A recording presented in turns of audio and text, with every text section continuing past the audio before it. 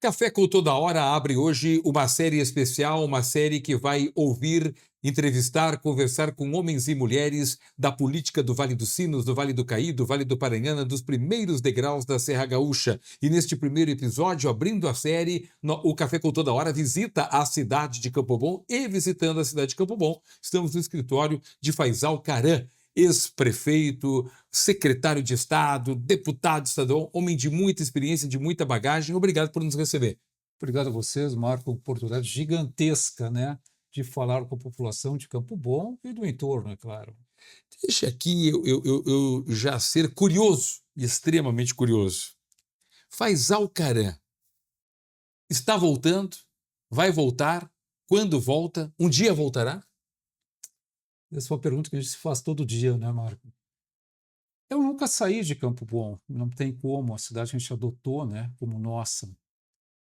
Foi aqui que meu filho nasceu e assim por diante, né? Então tenho um carinho muito grande por essa cidade, não por ter sido gestor dela, Uhum. mas por ter trabalhado na vida pública por muitos anos, como secretário, depois como prefeito e assim por diante. Pós-eleição de 2024, cria aquela lacuna, assim, bom, vamos fazer o que da vida, né? Vida segue? Claro que vida segue, né? Mas foi um momento de mudança, de achar que chegou o momento de dar uma guinada para a atividade privada, deixando a vida pública num segundo momento. E assim foi feito. Há mais de 1 ano e meio, estou trabalhando numa empresa privada, com todas as suas dificuldades, e a gente nota quando a população, as pessoas nos dizem assim, Marco, né? Ah, estar na vida pública é um salário garantido. É uma grande verdade. Hoje que tu está na outra ponta no privado, tu sabe o que tu tens que correr, a dificuldade do dia a dia, os entraves do próprio governo em si, né? E buscar cliente novo, buscar receber e assim por diante. São realidades totalmente diferentes o público e o privado. Não significa que o público não tem que dar resultado, tem que dar e Claro. muito resultado, muita entrega. Tá? Uhum. Então, essa pergunta eu me faço todo dia, né? Quando eu vou voltar para a atividade pública? Confesso, né, e torno Uhum. público isso, que está bem próximo. Tá? Muito bem. Deixa eu te perguntar aqui, partindo para um pinga-fogo. Faisal Caram acredita que a sua Campo Bom, ela está melhor hoje? Esteve melhor quando o senhor esteve à frente? Que tipo de avanço? Que tipo de mudança na sociedade? Que reflexo o senhor vê em Campo Bom, da Campo Bom do Faisal para Campo Bom de hoje?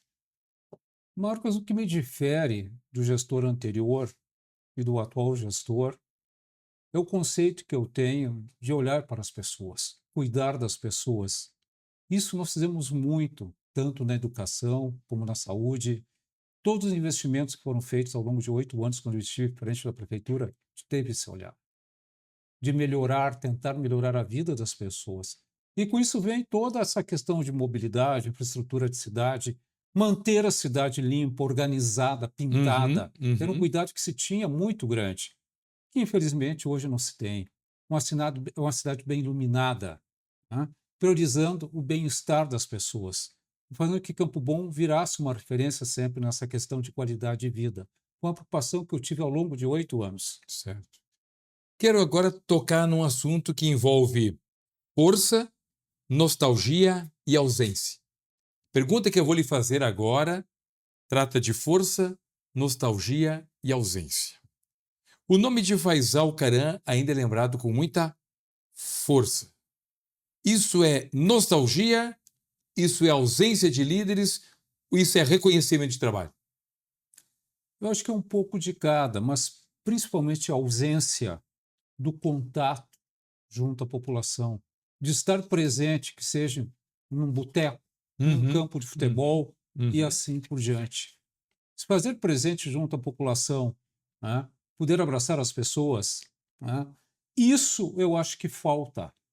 Mas cada um dentro do seu perfil, da sua forma de gerir, e que eu respeito. Agora, parte dessa ausência, digamos assim, ela reflete de forma muito intensa quando eu vou no mercado, né, quando eu saio à rua. Primeira pergunta é: aonde tu anda? O que tu tens feito? Isso vai desde a pessoa de meia idade, a pessoa de mais idade, assim por diante. Esse é um carinho muito forte, né? Uma Uhum, marca que eu uhum. carrego. E eu me orgulho muito dela, porque eu tratava com seres humanos. Eu não abro mão disso, mano, né? Sim. Então, acho que é uma mescla de saudade, de ausência, um perfil de liderança um pouco diferente. As pessoas estão carentes, as pessoas precisam de atenção. As pessoas estão ficando doentes com tanta informação, com tanta rede social, com tanta mudança no dia a dia da sociedade. As pessoas precisam de carinho, afeto, mas e respeito. Café com toda hora, hoje visitando a cidade de Campo Bom, conversando com o Faisal Caran. Vou usar aqui uma expressão que eu gosto muito. Palavras comovem. Exemplo arrasta, deixa obras e isso gera legado. O senhor acredita que a política hoje, nos dias atuais, está mais preocupada com a narrativa do que com resultados? O senhor que é um homem de obras, que é um homem de resultados? O nosso país vive uma narrativa. O atual governo federal tem uma narrativa forte, né, do pai dos pobres, né, tirar o Brasil da pobreza, e a gente sabe que a realidade é outra, né, Marcão? Uhum, uhum. A crise que nós vivemos nos últimos anos, ela impacta na qualidade de vida das pessoas. As pessoas estão mais empobrecidas. Isso é uma narrativa, né? Uhum. Então, nós temos que ter um olhar diferente. A gente precisa de gestores que tragam resultados. Obras são importantes, claro que são importantes, né? Mas obras estruturantes, coisas que a gente não tem no nosso país hoje. Uhum. Então, a gente não tem um pacote de obras que faça e que diga o Brasil é um país que vai se tornar de primeiro mundo. A gente só tapa buraco, né, e apaga incêndio. Isso são narrativas. Nós temos que mudar isso. A gente não pode mais continuar convivendo com narrativas e não ter gestão. Pergunta que eu lhe faço. Eduardo Leite, vamos montar um cenário aqui, vamos montar um cenário, vamos imaginar. Eduardo Leite é o governador, Lula é o presidente, este é o cenário atual. Vamos supor que o senhor estivesse no comando da cidade hoje. Que o senhor estivesse hoje tomando posse para novamente comandar Campo Bom. Governador Eduardo Leite, o presidente é o Lula, o senhor terá que se relacionar com os dois. Quais as primeiras medidas nos primeiros 30 dias de governo? Essa é uma pergunta muito interessante, né? Primeira medida, sem dúvida nenhuma, é reorganizar a casa, né? Conhecer a estrutura que tu estás recebendo. O segundo momento, né, é reorganizar a questão financeira do caixa da prefeitura. Isso qualquer gestor tem Uhum. essa obrigação de fazer. Mas mais do que isso, ter relações que são institucionais com o governador do estado e o presidente da República. Porque, Uhum. queira ou não, se depende muito de Brasília na questão de emendas parlamentares, de recurso, de projetos que tu escreve nos ministérios. Independente de quem esteja sentado lá, dentro dessa realidade que a gente vive hoje de esquerda e direita, tu tens que ter relação com os dois lados. Porque 4 anos passam muito rápido. Tudo bem.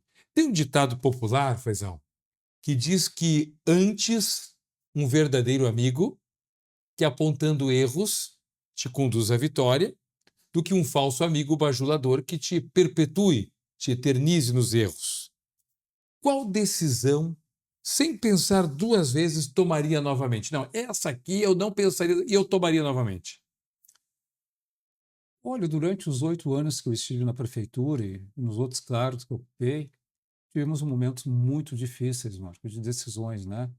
Mas eu acho que a que mais pesou, sem dúvida nenhuma, na minha vida, e ainda pesa e tem um preço muito alto, é a questão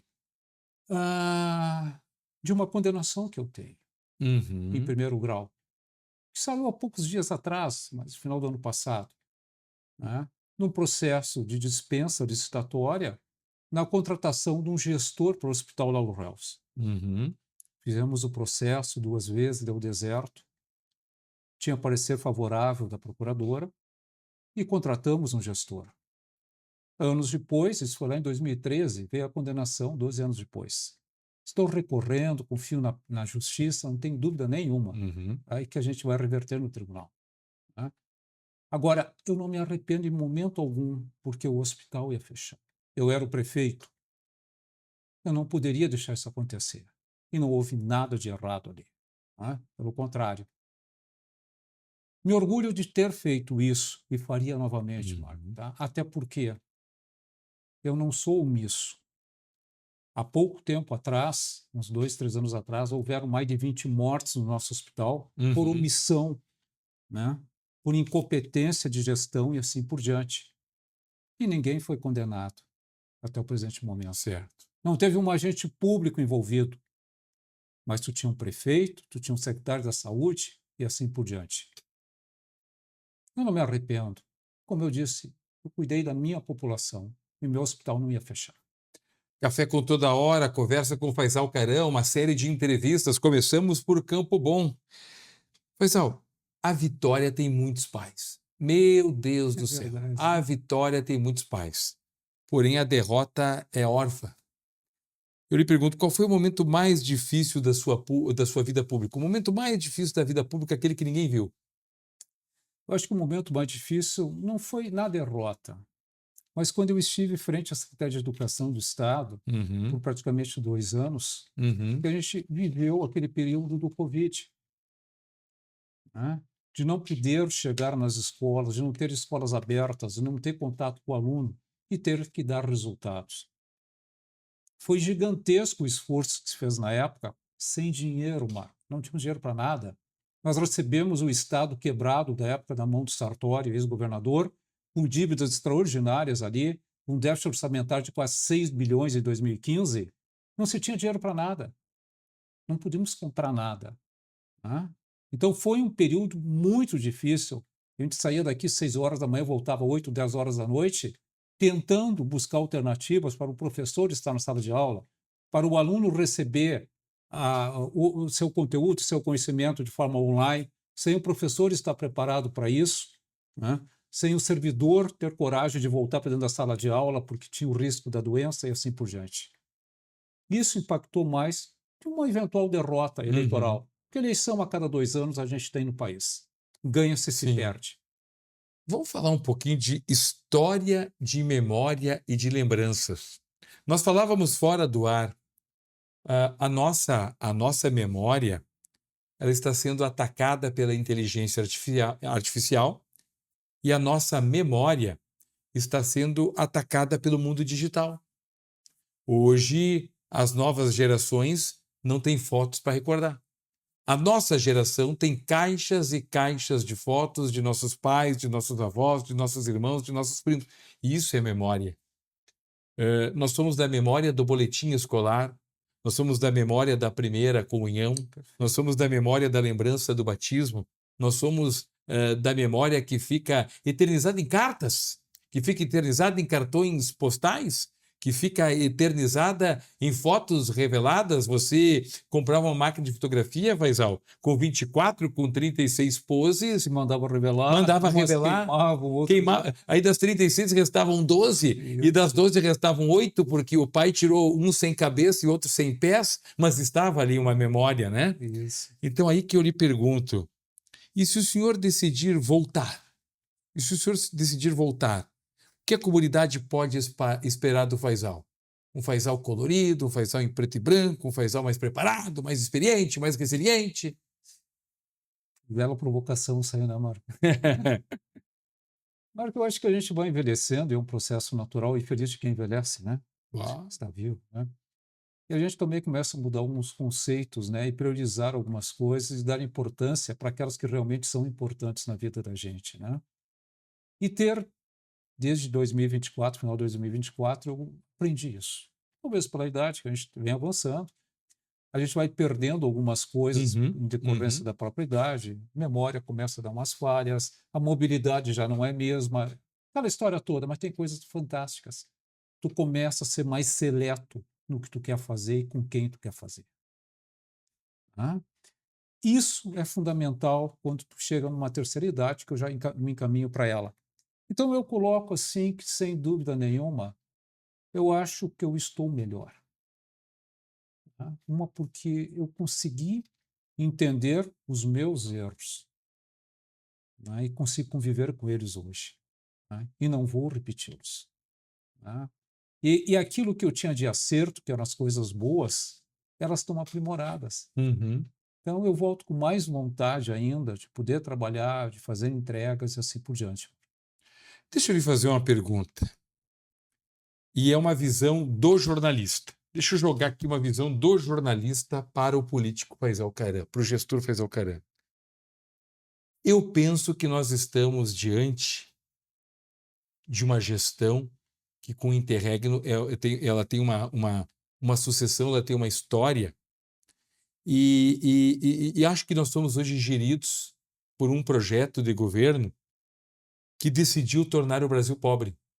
Eu penso Perfeito. que o Brasil decidiu, pela mão do mandatário maior, nos tornar pobres.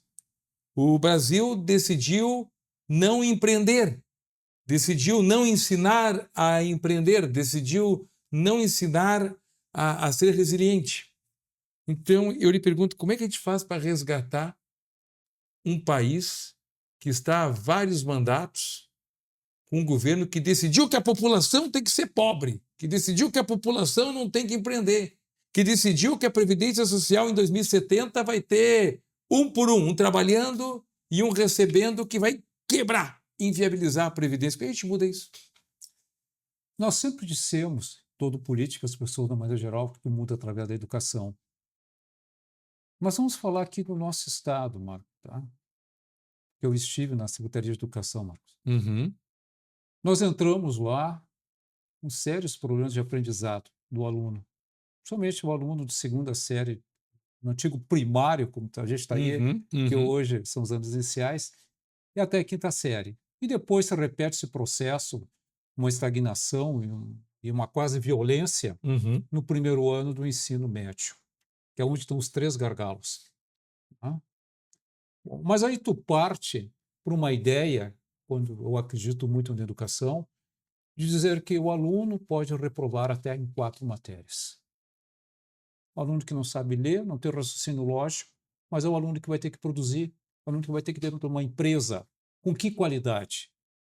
É esse o nosso custo país.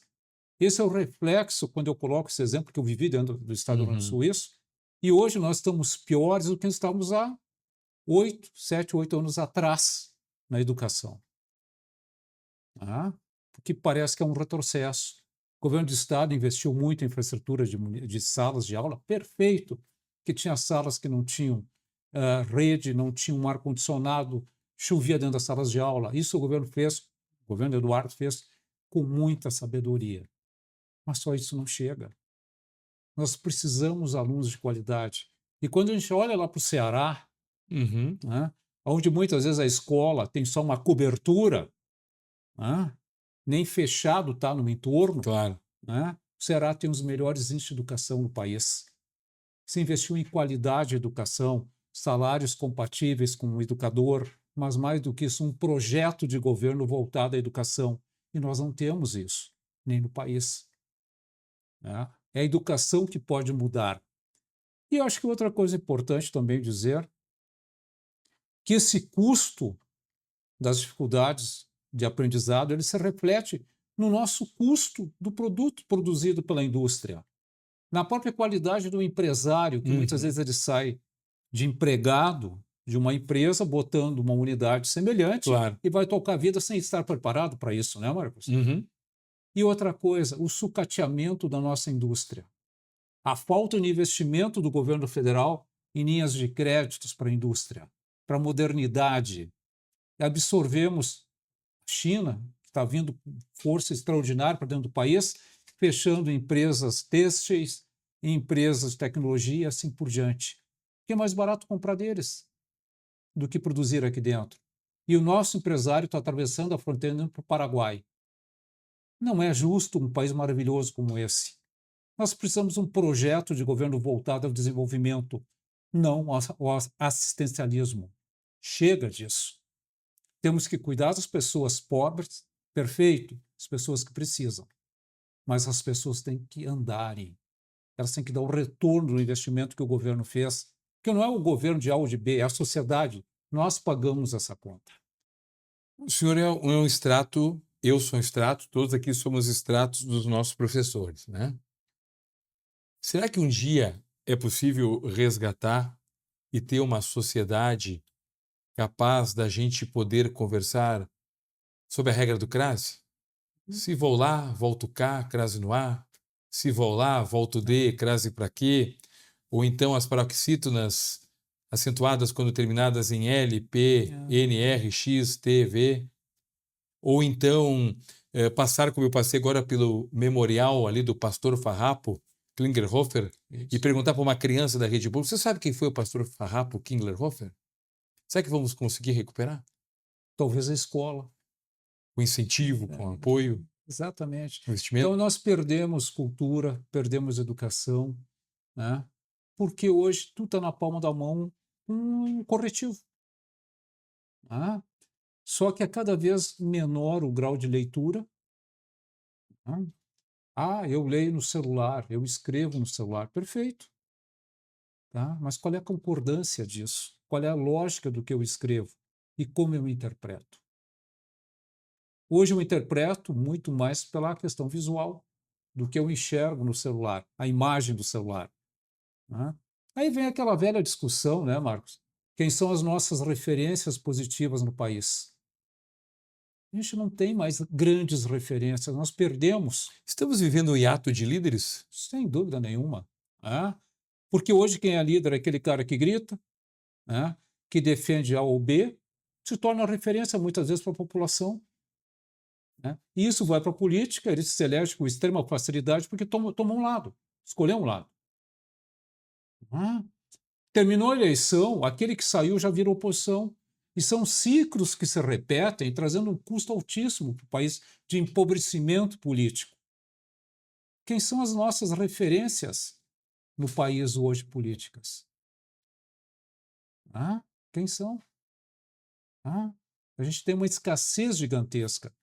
A gente vive hoje, se diz do extremo, a direita, centrada na figura do ex-presidente Bolsonaro, que teve muitos acertos, como também teve erros. Agora a gente vive um lado da esquerda, que se repete, num candidato que foi condenado nas 3 instâncias, que sai para ser presidente da República. Como é que a história conta isso, se ela vai contar um dia? O aluno na sala de aula, criança ou adolescente, vem cá, como é que o cara estava preso e vira presidente da República? Se rasgou tudo que tinha em termos de legislação. Houve erro, porque não era na cidade tal que o processo andava. Para aí, ninguém viu isso. Então não tem como conviver com esses erros, né?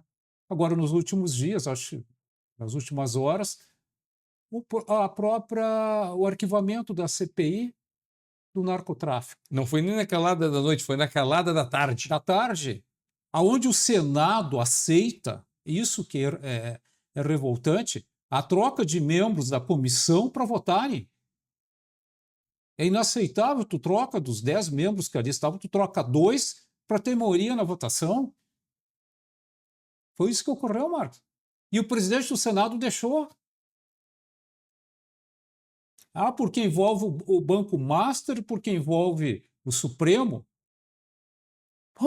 Mas se o narcotráfico está botando dinheiro dentro do Banco Master, se é isso, como é que tu não vai trazer o Banco Master para isso e as ligações que tem? Claro. E eu parto do pressuposto. Se eu quero ter uma banca de advocacia, esse é meu conceito, eu não posso ocupar um cargo no Supremo Tribunal, eu tenho que abrir mão disso. Se é meu desejo ser indicado como ministro do Supremo, eu não posso ter relações familiares. A mulher de César não basta ser, ela tem que ser. Tu queres ser ministro, tu vai ter que abrir mão, da tua vida privada, do teu escritório de advocacia, da tua banca, por melhor que ela seja. São opções de vida. Ou tu não vai.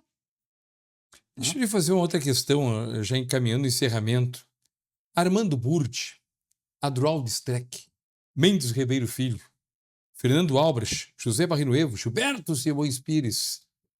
Fomos de uma geração que líamos avidamente esses colunistas que alertavam, né?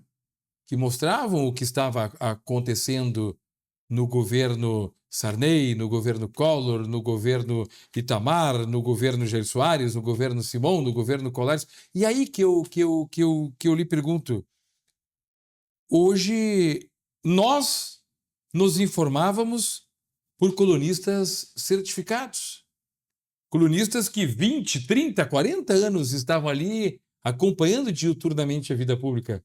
Hoje, como é que eu certifico uma nação com esses influencers que a cada 6 meses tem um diferente, se achando dono da verdade? Parece que alguns foram presos ontem pela Polícia Federal. Exatamente, alguns presos. Que são referências para os jovens, né? Então são os valores, as famílias, Marcos, perderam os valores do que é certo e errado. São as redes sociais que começam já a criar os nossos pequeninhos, porque dá menos trabalho, porque interfere, porque não, isso e aquilo. Eu não tenho tempo, então dou um celular para o meu guri, para o meu filho, para minha filha, e deixo ela ali. E a vida passa. Aí começam os erros. Tem uma frase que era dita pelo Mendes Ribeiro Pai. Né? O dia que o elefante, que era a atração do circo, entender o tamanho dele e a força, ele não vai ser a atração do circo, ele vai ser o dono do circo. O dono do circo. Esse é o povo. Né? Mas para isso, tu tem que ter um povo mais culto, mais preparado. Né? Não daquelas pessoas que votam por votar ou se omitem na hora de votar. Né? São todos os mesmos? Claro, são todos os mesmos. Político no perfil. Agora tem gente boa, tem gente ruim, e assim vai. E a cada 2 anos tu tem eleição nesse país.